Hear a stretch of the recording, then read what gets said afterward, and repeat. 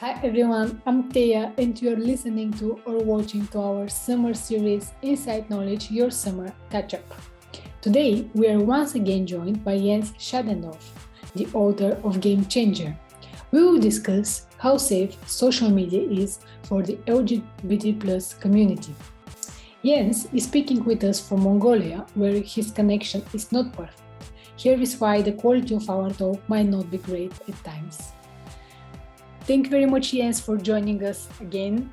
In the last episode, we spoke about the war in Ukraine and how it is affecting the rise of LGBT+ community in the Eastern European region. So today I want to speak with you about social media.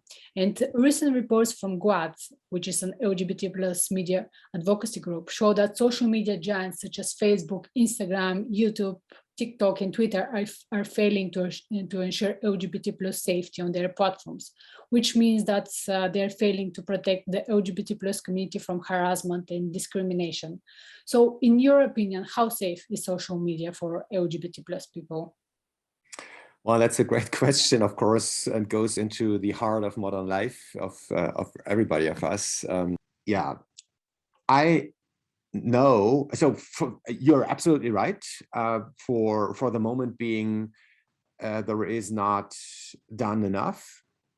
I think we are still in an early phase, kind of, in terms of these media and also how to regulate them. And I think that's the important word, regulate them, to protect people. Let's remind ourselves that, let's say, 2004, so 18 years ago, none of these companies even existed.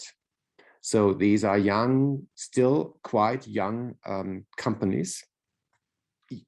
I think we all agree that they are not doing enough.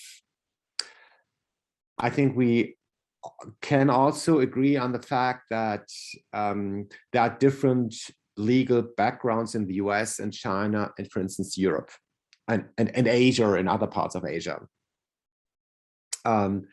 There's also a different interest, a difference in interest in political lobbying to make regulations stronger or weaker.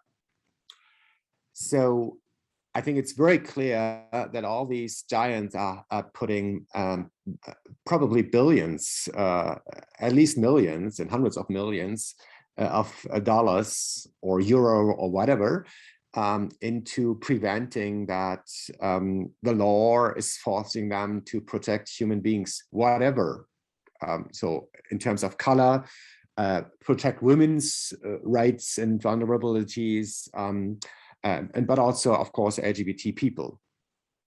I think what we as users, the most important thing is that to think about what we as users can do and we as citizens can do. So we have, I think, in this age of social media, we are not only the core with our data, the core of the business models of these companies.